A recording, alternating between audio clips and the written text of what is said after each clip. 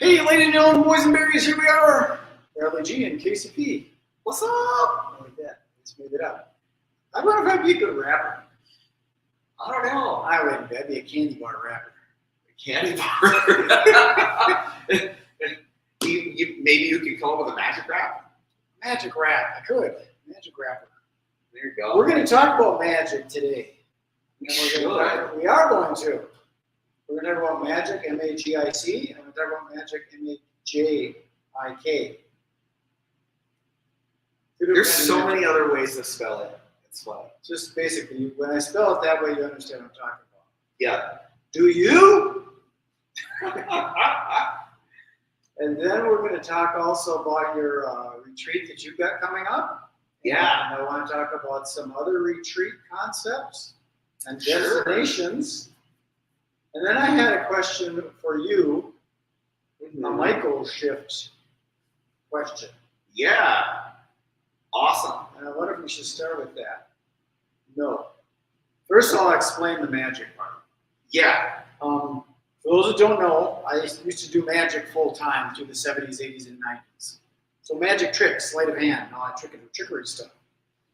But in my life, then I learned about these other magic powers and stuff that got me into spirituality and stuff. So that's kind of where we're going with all the. Do you guys know what Michael shift is? What is that? What is the Michael part? Mycology. Mycology with an M-Y. Yeah, that's where it comes from, mycology, because it's a study of things like mycorrhizae, which is the undergrowth of mushrooms. So basically, is it just mushrooms? It's a study of fungi in general. Just fungi. Yeah, or fungi, as it's called sometimes. Okay. Fungi. So we're starting to segue into what I wanted to talk about. Nice. Yeah, look at that. I think we have like 2 people on. Can you see something? Yeah. Hey, nice. I can't see that. Hey, guys. It's so far away. It's so far. I know, right? So, mycology. Yeah. So you're talking about the fungus and specifically the psychedelic. Because I said I call it something else and probably offended you. Well, mycology is not the study of psychedelic mushrooms. That's just a study. It's the study of fungi in general. That's mycology. Got it. Yeah. Got it. But it sort of lends itself to mushrooms, and that's where I was going to start asking you about all these other things, because we're talking about like the healing power of certain psychedelics. Yes. I mistakenly made that little booklet for you, and I used the word hallucinogenics. That was a mistake. I have no problem calling it hallucinogenics, but it does narrow it down a little bit more. Well, the thing, what it does though, is it starts like hallucinating. That sort of gives it like you're just seeing things. Yeah, I would say that is very true. I think a lot of people think whenever there's hallucinations involved, that makes it not real. Yeah. Hallucinogenics seems more visual. I think psychedelics seems more cerebral or mindful kind of thing. Right. I never thought I'd be talking about this stuff. It comes from the root words of the psyche. Yeah. Yeah. Exactly. So the question was, there's all these different kinds of things. There's things that aren't good for you because they make you go crazy. You know, there's some really like stuff like fentanyl. If fentanyl is dangerous, that is very dangerous, but that does not fall under psychedelic. Good to know that. A good scary one that's out there in Southern California, there's a specific plant. They have these little spiky balls on them, and it's called local weed. That's what they call it locally. If you smoke that, it is a psychedelic. However, you're just as likely to scream uncontrollably and jump in front of a train because you think you're invincible as you are to have anything good happen. I mean, it's an extremely dangerous one. That is not one I would ever recommend to anyone. That one is really dangerous. Dangerous because they take this stuff and then they kind of lose their mind? It's a psychotic. meaning that it makes you lose touch with reality completely. You go into psychosis. No, you don't want to. Yeah. Yeah, it doesn't just put you into psychosis though. Like the psychosis that most people experience is pretty So severe. there's all these things. There's the magic mushrooms. There's the licking a toad. There's one where they lick a toad. There's the ayahuasca. There's several different toads that are actually utilized. In Southern California, there's a toad that that's where the licking the toad comes from, and that toad will actually make you see things and makes things psychedelic.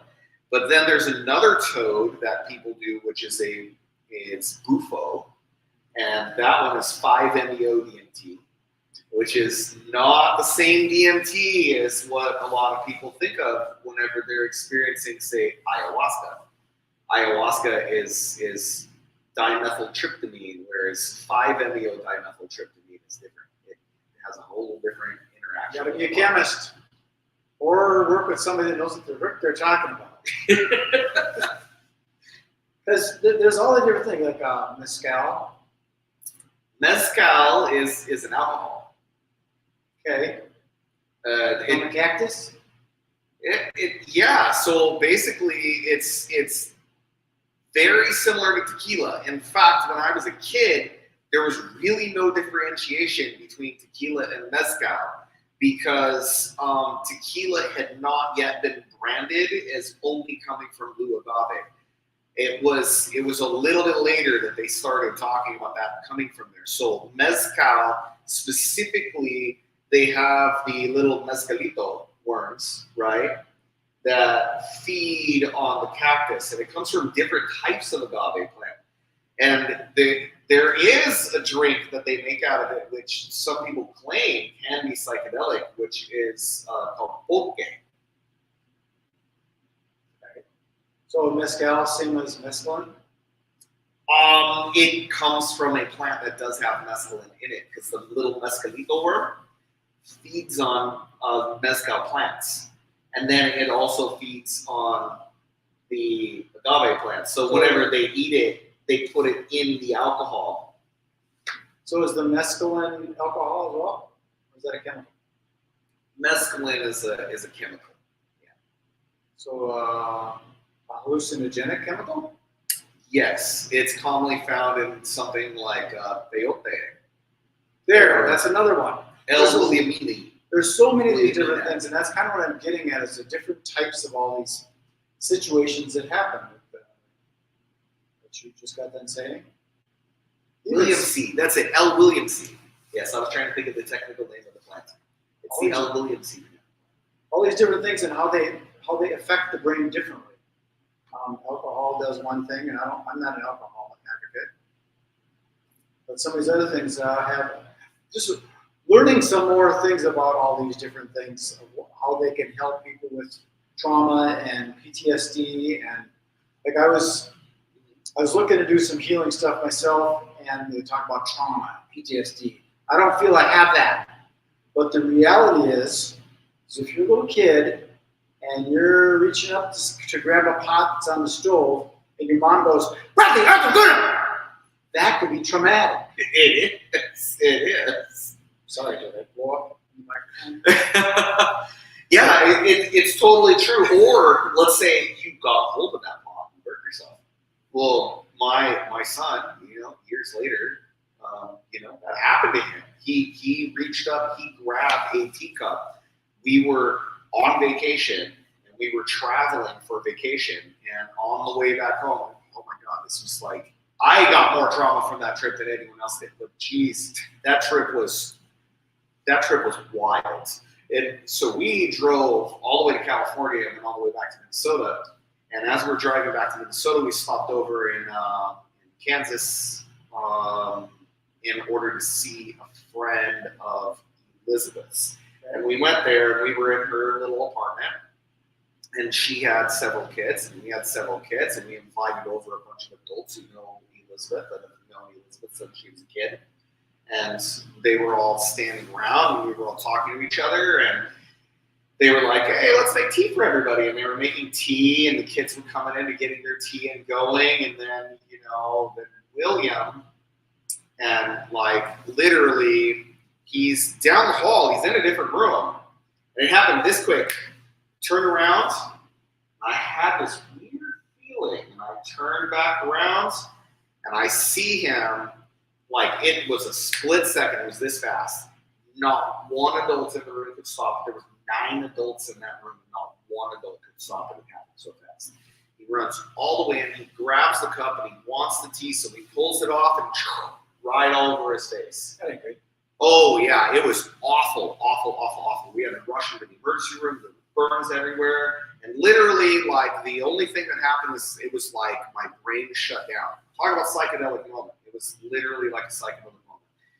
My brain shuts down, and I remember just yelling, hot water, and I run over, I grab him, I separate the drink from things. I'm not going to yell at him. I'm not going to do anything like that because he's going to spill it even worse, right? He's already spilling it on himself. I'm not going to cause a jolt. So my brain registers all of this immediately, and I walk over, take it out of his hand, pick him up with the other hand, and I say, gangway, clear the way. And I walk over, and I put him in the sink, and I see that the sink, there's 2 sinks in that room, and I put him under the sink, and I put on the cold water, and he doesn't like his face under there, but I'm like, I'm sorry, kid, you gotta have this. And I just start drenching him in cold water, and I start pouring over his face. I don't care if it's getting in his nose, I don't care, because there's hot water everywhere.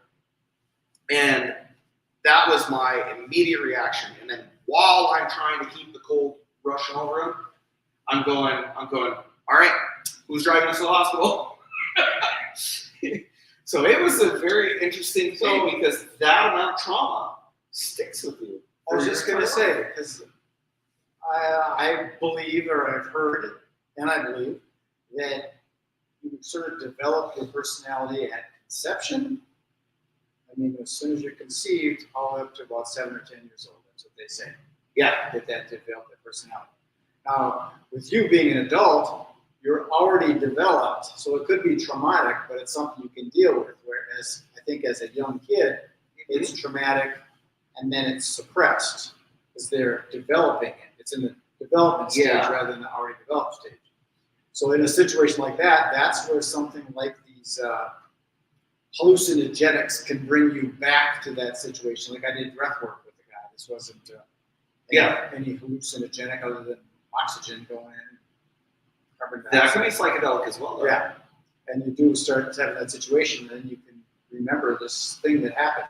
Yeah. Through the sort of therapeutic. Yeah. Holotropic breathing is one of them that was actually created specifically to mimic the effects of psychedelics. Oh, there. Yeah. It's called holotropic breathing. It's very similar to Wim Hof style breathing. So I remember doing it, and you get all tingly, and you doze off, and come back. So there's some other things that I want to talk about in our hour, too. I'm trying to keep them all in line, because what we're doing with these, and the strategy I'm using marketing-wise, is the topics that we talk about are putting words into the internet, and then software goes and chops it up and creates a title and topic, and it gets propagated out so that the right people find it. Yeah. So that's why I'm trying to segment all this stuff into my head. So I'm hoping we have some good bite-sized pieces. Hey, it's like a gamble. Just throw it out there. So the reason I bring this up is because I've had an interest in like retreats and healing and getting away from where we are and getting into some place that's sort of neutral, and pleasant, and it's easier to come up with new ideas and meditate and be clear on things. Right. Psychologically, it's really important for us to be able to get away, because if you're stuck, and for example, let's say you wanted to have a psychedelic healing experience and you decided to do that in your house, but you have a stressful situation in your house. It's going to be really hard for you to have actual healing in a stressful environment because you're in that stress. You have to remove yourself from that stress so that the stress can fall away for a minute. And then you can put yourself in that healing state and heal the problems that are happening in your body.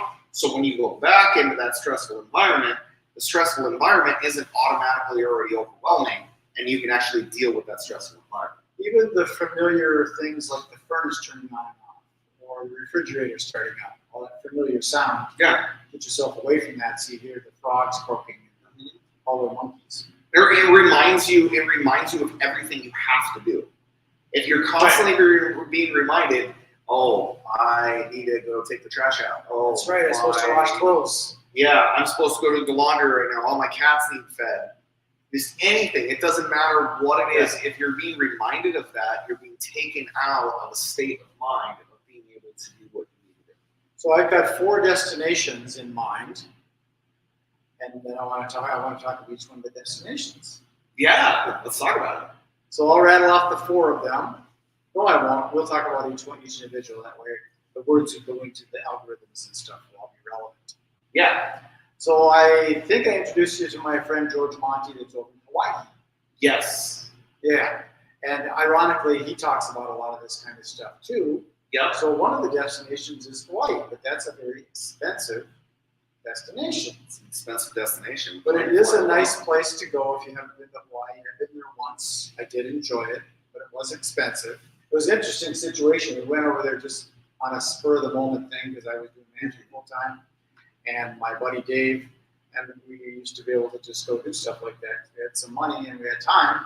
So we just go, let's go to Hawaii. So we just went over to Hawaii. We get there and our rental car was parked and it was booted. So we had to spend our vacation without a car because it was booted. And we had to go through all the city ordinances and try to get it undone and stuff. And we said, heck with it. So we just hung out. It was interesting. We met a guy who was trying to sell us tickets to a cruise. Yeah. And his nickname was Houdini. And as soon as he told us that, me and Dave, my friend, I grew up doing magic with him. I think, okay, this will be fun. This guy thinks he's Houdini. But it was a really, really good time. It wasn't a retreat, but I do know that there are some really nice places over there. Yeah, there are some nice places. I actually personally know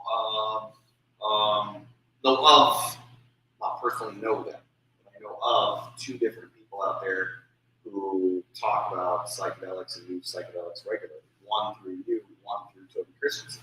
Oh, and Toby Christensen, we're going to be talking about that too. Yep. At the end. Let's see what our time is. Oh, we got a lot of time. Oh, yeah. Wow. We're going fast. That was a lot of information in 18 minutes. I know, right? So that's Hawaii. I'm even saying it like they say it in Hawaii. I learned that from Tulsi Gabbard. Nice. So Hawaii is of interest to me.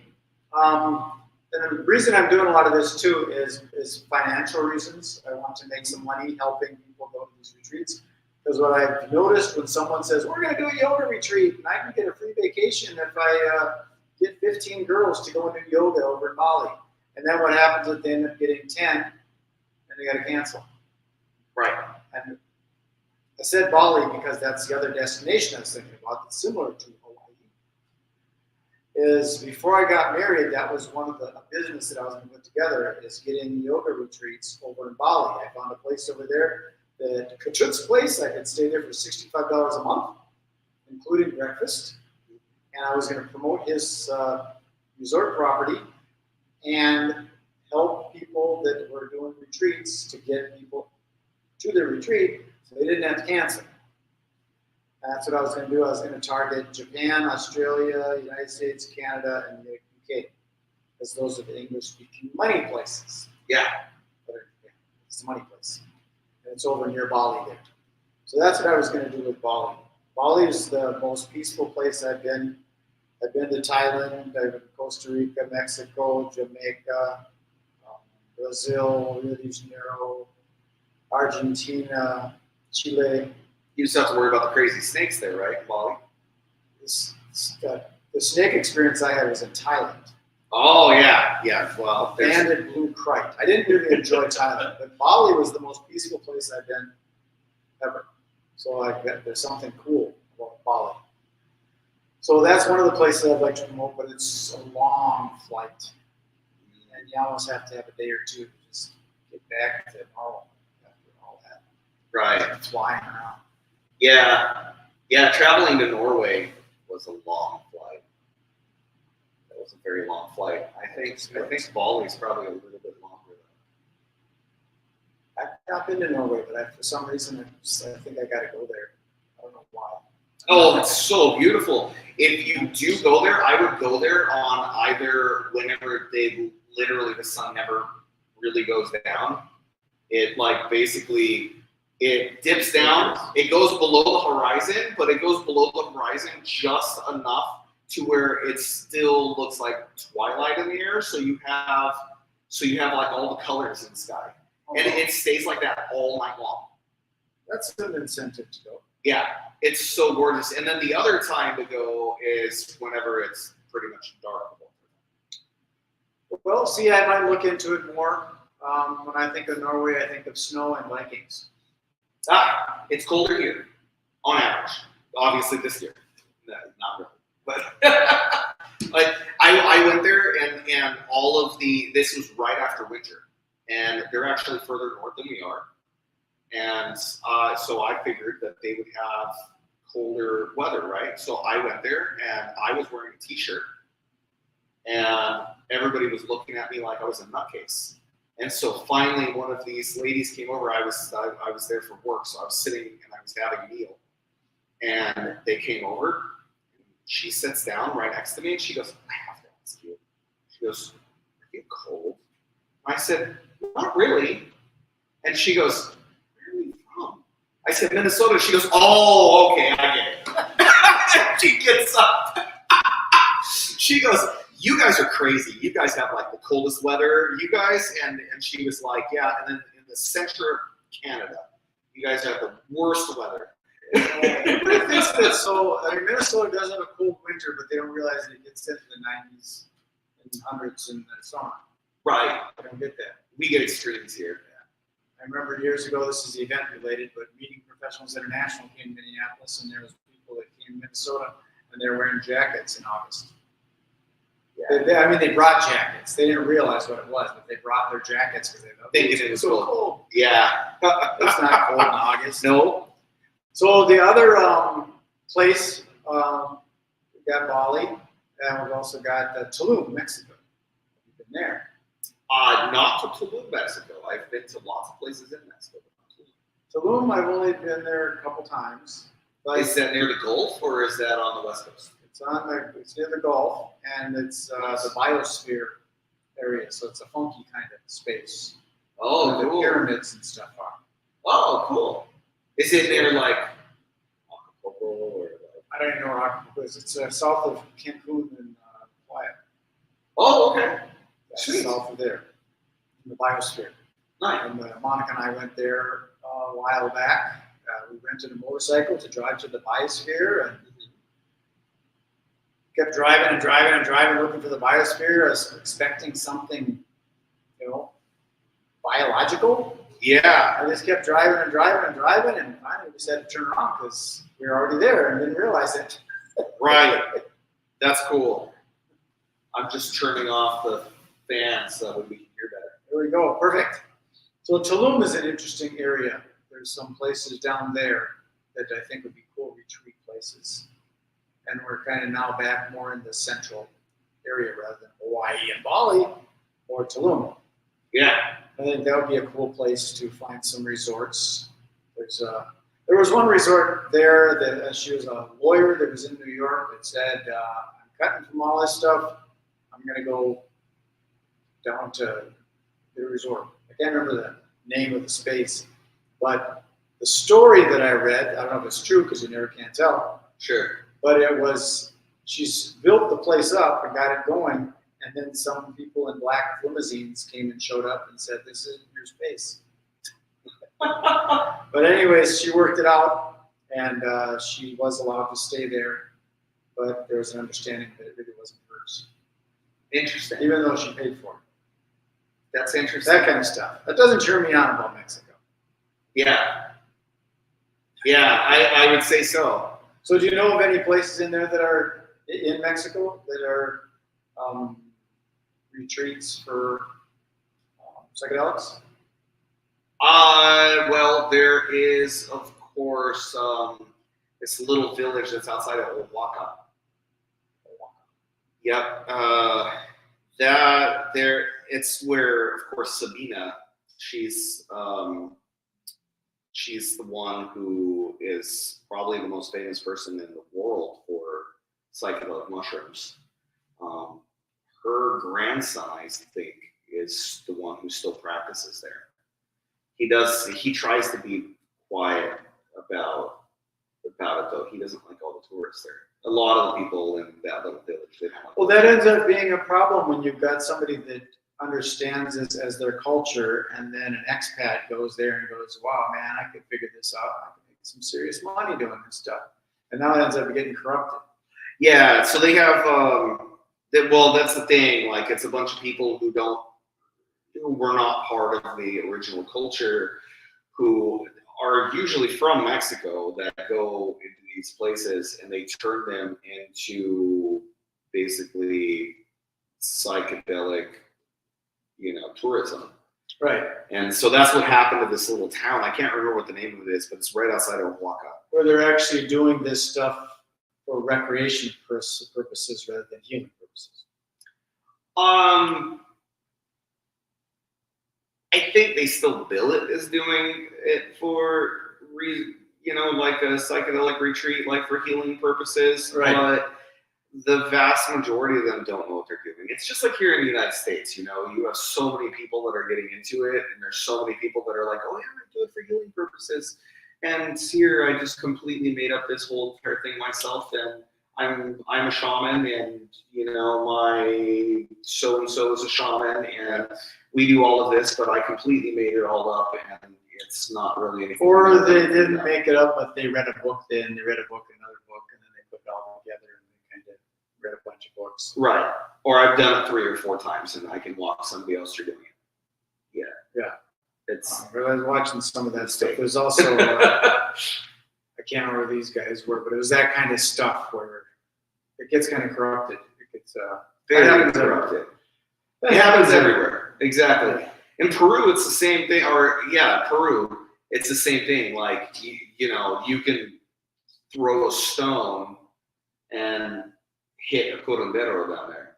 But how many of them are real curanderos? Peru is kind of known for that kind of trip. Yeah. So it ends up being the place. Yeah. It's kind of like Jamaica and Ghana. Same thing in Brazil. It's not as bad in Brazil, but it's the same thing in Brazil. Yeah, they make a lot of their money off of psychedelic tourism, ayahuasca tourism. Mm-hmm.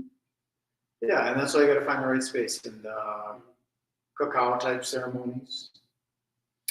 Yeah, cacao ceremonies are very interesting. My wife held a cacao ceremony here with a lady who's been doing it for a while. She actually went to Mexico and learned the traditional cacao ceremony. It was like, I think she said it was a Mayan style, because they have Mayan and Aztec styles, right? And I'm pretty sure she said it was a Mayan style ceremony. So it's pretty cool. Like, I think that that's pretty amazing. But I don't know very many people who actually do cacao ceremonies. I think most people. They have it in the next place I was going to talk about was Costa Rica, and they have it there. And it's actually, I think it's called the retreat is Cacao Magic. Really? Yeah. And I thought about connecting with them because of my magic interest and all. So far we have Mexico, Hawaii, Costa Rica, Hawaii, and Bali. Yes. And now we're on Costa Rica. Yeah. So there's a place down there that I've been on my mind for about 10 years. It's called Rhythmia. Yeah. And it was founded, I can't remember the guy's name, but also Michael Beckwith was involved with it. And that's the place that you're looking, right? Yes. Nice. And then there's another guy, a comedian that I had met in, what's that place, the big redwood trees? Northern California area? California, yeah. Somewhere in the redwoods. Forgot what the... I'm not sure which redwoods. There's a bunch of redwoods up there. Was it Big Basin? Or was it Sequoia? It was a popular one, yeah, Sequoia type tree. Sequoia. Big Basin's popular. I can't remember where it was. But Big Basin's different than the ones in Sequoia, though. Sequoia is the really, really tall ones. And then Big Basin has the really huge wide ones. So what's the place called? Yosemite. Oh, Yosemite. Okay. Yes. Kyle Cease was there. And he's a comedian that turned motivational speaker and helps people get through stuff. Cool. Yeah, and he ended up going to Rhythmia, him and his brother. So I've seen some videos about him. So that's why Rhythmia has my interest, because it's been on my mind for about 10 years. And that's in Costa Rica. I didn't realize that Costa Rica is only about the size of Minnesota. Yeah. I thought it was big. It's a country. I thought it was big. Most countries are not very much bigger than that. No. Most countries are more like the size of like Rhode Island. So many countries in Europe that are that size. So that's the story, Morning Glory. We've got Hawaii, Tulum, Mexico, Bali, Indonesia, and Costa Rica. I don't remember the name. It's in like Guanacaste, I think it's called. Okay. Costa Rica. I think it's near there. But your favorite is Bali. Of places, yeah, but it's so far away. It was just very peaceful. Yeah. I never felt scared, like I'm gonna get jumped or something. There wasn't anybody trying to sell me stuff. You got the beggars that come in from Jakarta that are, with little baby and stuff. Right. And the authorities tell them, get out, go on, they don't want that kind of stuff there. The only thing that was scary was their dogs. They got the dogs, and the dogs are always barking. They call them devil dogs. Oh. And they're, wild dogs. Yeah. And that's kind of creepy because they're all rah, rah, rah, rah, rah. My Oma is actually, she was born in Jakarta.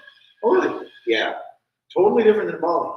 Yeah. Oh, yeah. She says that too. She said even back then it was very different. On the island, and you get on one of those boats, and there's the kids will come back and forth, and they want to sell you sodas and stuff. Yeah, but they don't bring back your change; they just disappear. Yeah, she of course was born there right around the same time that it was before World War II. So it was during the same time that the Dutch still owned the region. It was still a Dutch province. Yeah. So her dad was a pilot. She actually wrote a book about it. It's called Dutch Girl from Jakarta. And it was about how whenever she was young, the World War II happened, and she ended up being put in a Japanese concentration camp and getting out of Japanese concentration camp. Yeah.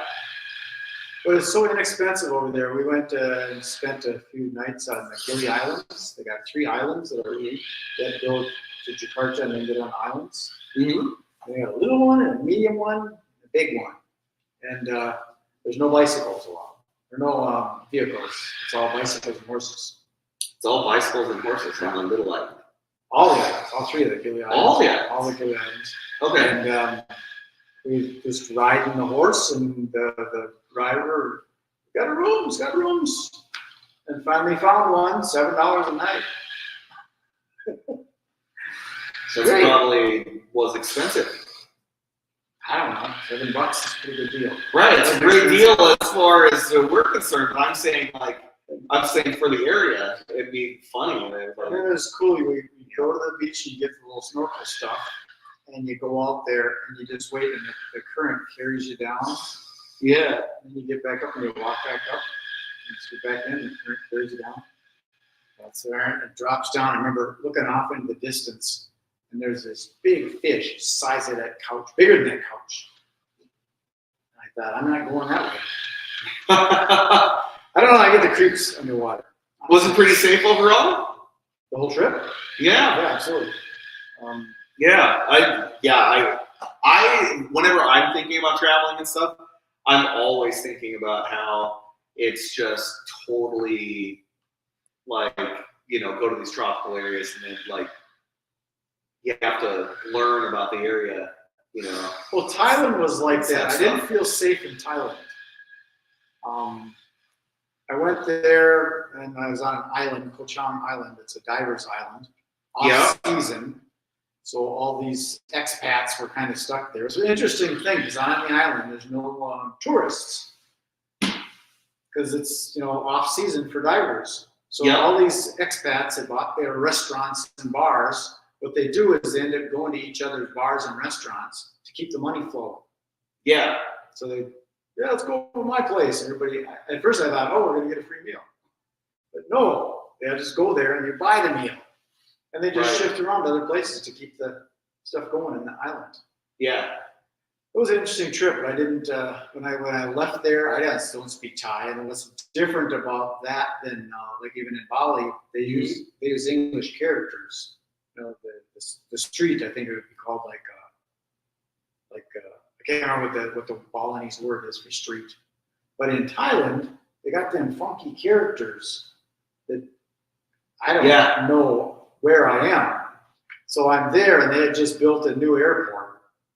So I'm going to the new airport, and I get in the cab, and where are you going? I'm going to the airport. Oh, no, yeah. I'm going to the new airport. Oh, yeah. I'm thinking, oh, man, I hope he knows where he's going. Fortunately, I did go the right way. So I didn't really enjoy Thailand. It was a bizarre trip. It was an interesting space, though, man. Yeah. Yeah, Elizabeth wants to go to Thailand. She actually... I just spent one night in Bangkok. That's what I did. I spent one night in Bangkok. Nice. Yeah, Elizabeth, on one of the psychedelic trips, as a matter of fact, she actually had a whole bunch of like symbols from Thailand, from Siam. Actually, she was having memories from like Siam, and which is what the country was called. And they had all the funky hats, and she was like, she had memories about being in a monastery, and she was like remembering these things. And she was like, yeah, they have all these images all over the wall, and she started telling me what the images look like and everything else. And I'm like, yeah, that definitely sounds like Siam. And I'm like, that sounds like one of their Hindu temples, not one of their Buddhist temples. That's what's interesting about Bali is Indonesia is Muslim. But Bali is more of a Balinese Hindu. Yeah. It's a different kind of vibe to it. So maybe that's why it was all Hindu back in the day, but yeah, Indonesia ended up going through like a lot of bad transition for a while there. It was basically where people were saying, you don't travel there. Let's talk about your grief retreat. Yeah, we talked about it a little bit last time, but yeah. So as we were talking about earlier about the retreats. I take that back. Your healing grief retreat. Yes, the healing grief retreat. So, we were talking about just a little while ago the power of a retreat and why it's important to get away. Well, sometimes it's important to get away because that's where the pain lives. Sometimes it's because that's where all the distractions are. As you can see, I'm getting distracted by my robot here. I had to turn off my robot mopper. Or in case you don't know, there's a little, what do they call those things? It's the iRobot mopper. Yeah. It's I can't remember what the name of it is. Anyways, it's like a Roomba, but it's the version for mopping. It's iRoomba. Yeah. I mop. Yeah. I mop. Yep. But I don't mop. It mops. Do you want to talk about these people? Yeah, absolutely. Okay. So what I was saying is that, what's beautiful about these retreats is you get to get away. And when you're going through grief, you kind of need to like really be able to focus on you for a little while. So it's kind of nice to be able to get away. And this grief ritual, it's extremely reasonable. It's $600. It covers both nights you're going to be there. So it covers Friday, Saturday, and then the part of Sunday. We cover all the food while you're there, and then it has this really powerful ritual that's designed around healing grief that was brought from West Africa with Maladon Somé. So anyone from Minnesota who maybe is into poetry and knows who what's his name, Robert Bly is. he was a poet and philosopher from Minnesota. He used to hold men's meetings, and they're actually having their 40th annual one this year. And one of the ones that he held, because they're all spiritual, they're like big spiritual things that they would talk about. And that's how I believe Malidoma first came here, was one of those particular things that Robert Bly threw. And so Malidoma came out to here. They knew each other because they're in the academic world. And they were talking about how we in the Western world have kind of lost a lot of our ritualized way of dealing with things. And Malidoma said, for somebody who comes, this is straight out of his book, he says, for people who come from the more African world, from West Africa, and they come here, they view us more like robots. Like, we suppress all of our grief, and they're like, that's just not healthy. They look at us like we're weird, right? And he talks about in this book here, it's Ritual, Power, Healing, and Community. And it's from Malidoma Somé. So if you haven't read it, check it out. It's a really good book. And in the back of the book, it actually has a thing about the grief ritual. And we have a second. Actually, there is a part of the book that actually I think really is powerful. So in here, he talks about, his first encounter with it. They talk about how emotional everything. So anyways, he says a non-Westerner arriving in this country for the first time here in the United States is struck by how little attention is given to the human emotion in general. People appear to pride themselves on not showing how they feel about anything. A husband might lose his job, yet deploy tremendous effort to show some modicum of indifference. A couple has a crisis in relationship, yet unless seen together, it is impossible to tell what turmoil they hide inside. And the worst case of all is witnessed when someone dies. It took me the longest time to figure out that a long line of cars with headlights on in the middle of the day meant someone had died. As attractive as the modern world is with its material abundance, it is repulsive with its spiritual and emotional poverty. What overflows in the West is barren in the indigenous world and vice versa. Among the things that the indigenous world can share from its abundance with the modern world are spirit and emotion. One more paragraph here. There are countless ways of expressing emotion because countless ways are needed. And as he previously mentioned, we do not employ any of them. No one is supposed to repress emotion. If death disturbs the living, it offers a unique opportunity to unleash one of the strongest emotional powers humans have, the power to grieve. Yet anyone who has had an opportunity to participate in a grief ritual in another culture would be shocked by the effort deployed by people in this culture to prevent themselves from feeling anything when someone dies. It is as if death had intruded into forbidden territory of the heart, trying to steal away with some kind of emotion against people's wills.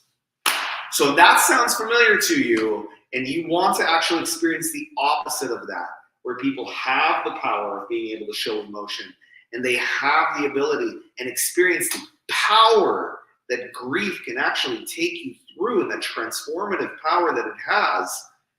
Sign up for this grief ritual. You can find it on mycoshift.com. It's going to be held on April 5th through 7th. We have 6 slots left. We had somebody drop out, so we actually have 6 slots left. And it's extremely powerful, and it doesn't matter whether it's that somebody died or whether you experienced a rape, or maybe your cat got ran over and you're having a hard time dealing with it, or somebody got sick and they are dying, or somebody had a massive injury and they can't ever walk again. Like, whatever the type of grief it is that you're going through, this is a powerful ritual. I highly recommend that you come to this grief ritual, experience it, and experience the actual power of transformative grief. So that way you don't have to suppress it and experience it longer than is necessary. There you have it. Listening to the stuff you were talking about, that was interesting. You talk about the funeral procession with the lights and stuff. And I thought, well, in Bali, what they do is they do cremation and they wait. They save the corpses and they do mass cremation. And it's a celebration. It's not really a grieving thing. They celebrate that they moved on. Yes, they do miss the person and everything, but they celebrate. It's a celebration of life, literally. Yeah. They celebrate it. And then they cremate them. It's a big, giant fire.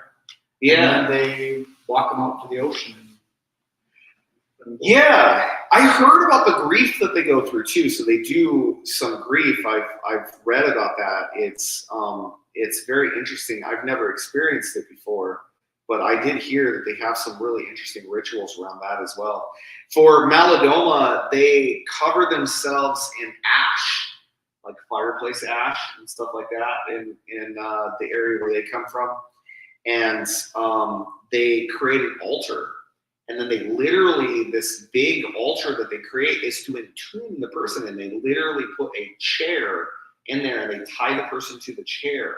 Because as they're chanting and they're calling the spirit to, go to, basically to grant them one last moment and then to move on to the ancestral realm, because they believe in Malidoma's culture, they believed that the spirit, unless grieved, wouldn't actually move on. It would be stuck here.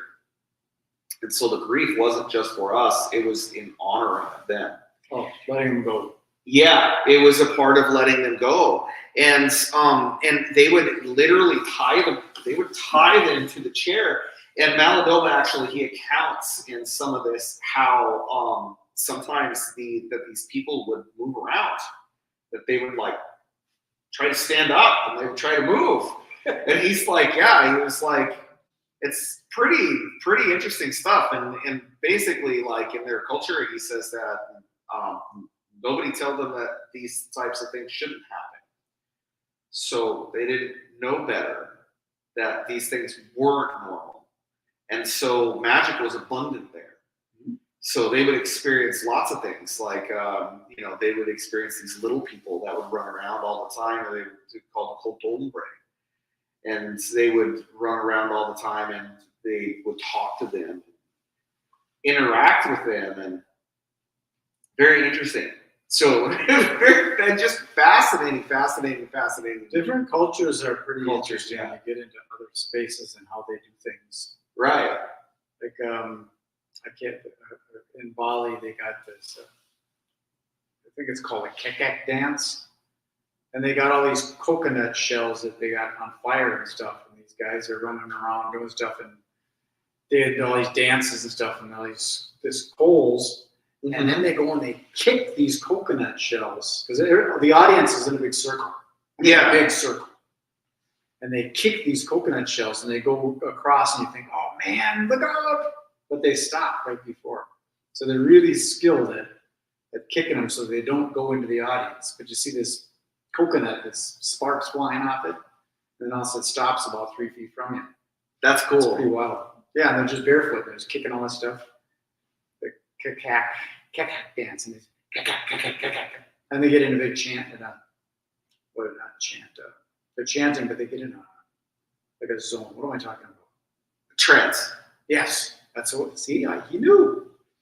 A trance. Yeah. Yeah, they're in this trance. It's pretty wild. Yeah.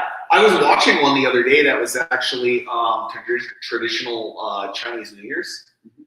They have a ritual that they would go through that was very tribalistic. Like was really interesting. They would actually they would do some stuff with ash, and then they would go around and they would do the like blowing of the spirits, the alcohol, blow alcohol at things, and then they would like all over the food and all of that with the alcohol, and then they would go out and they would do this dance, and they would light all of these candles, and they would do this like dance, and it was like a prosperity ritual for the Chinese New Year that they would do. And I'd never seen it before, and you don't hear about that because it's not part of the approved Chinese distribution of knowledge. I did a Chinese New Year at Rainbow over on Nicollet. Yeah.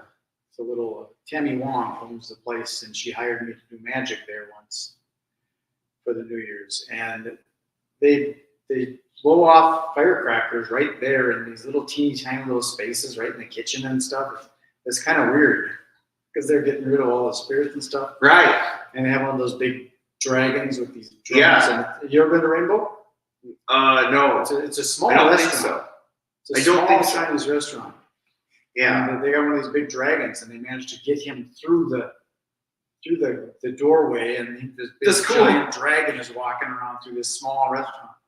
But it was interesting experiencing that too, with this guy taking these firecrackers and throwing them in the kitchen and bah, bah, bah, bah, bah, bah.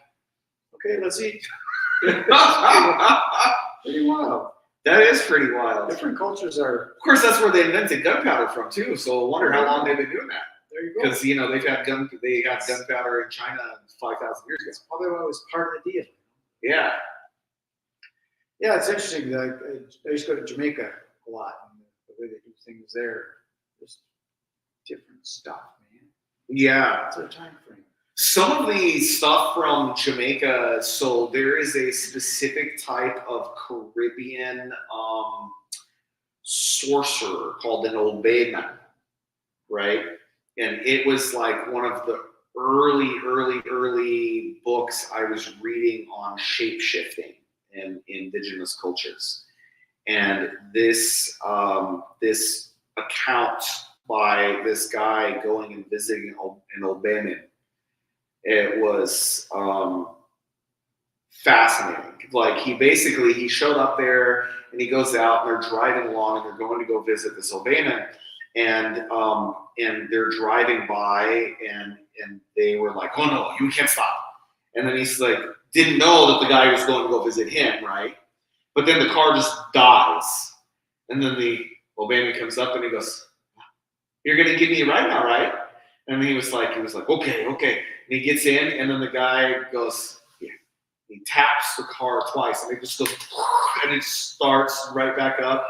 And he goes driving up into the mountains and everything else. And then finally, they get up to the top, and he goes, you're getting off here. Looks at the other guy, you're getting off here, aren't you? You were coming to see me. And he's like, oh, was I coming to see you? He goes, yeah, you were coming to see me. And so they got out, and he told them who he was. And then he was like, oh, I was going to go see you. And they get out, and they were talking about it and everything else. And the guy was like, oh, I have the potion. I have the potion, and it's going to be prepared soon. You should partake in it with me. And he goes, what is it? And he goes, and starts drinking. Hands it to the guy, and the guy goes, okay. He starts drinking. And he goes, it was the craziest hallucination, psychedelic trip that he'd ever had in his entire life. And during it, he thought, like, this is before it started coming on. He said that he thought that the Obeah was going to kill himself. Like they were on the top of this mountain. He went and he jumped off like this cliff part. He jumped off and he went, oh my God. And he goes running up to the edge and literally watched him transform into an eagle and fly and start flying. And it was one of the accounts of shape-shifting. And there's like, it's surprising how many cultural accounts of shape-shifting are actually in the world. There's so many cultural accounts of it, and a lot of times it's these anthropologists who go and that they were writing about it. So they end up writing about these accounts of transformation. There's some about going down and visiting the old Mayan places and then turning into jaguars, transforming into jaguars, running off into the jungle. I've heard that that's one of the common experiences in the ayahuasca trip is jaguars and snakes. The jaguar spirit, yeah. So speaking of jaguar spirit, do we have a tiny bit of time? We do have it. It's 5:56. We have a tiny bit of time. So there was a Dora the Explorer short movie that came out. No, this gets funny. So I was at the movie theater and I was going to watch Paw Patrol with my little girl when my mom was out here visiting. Okay.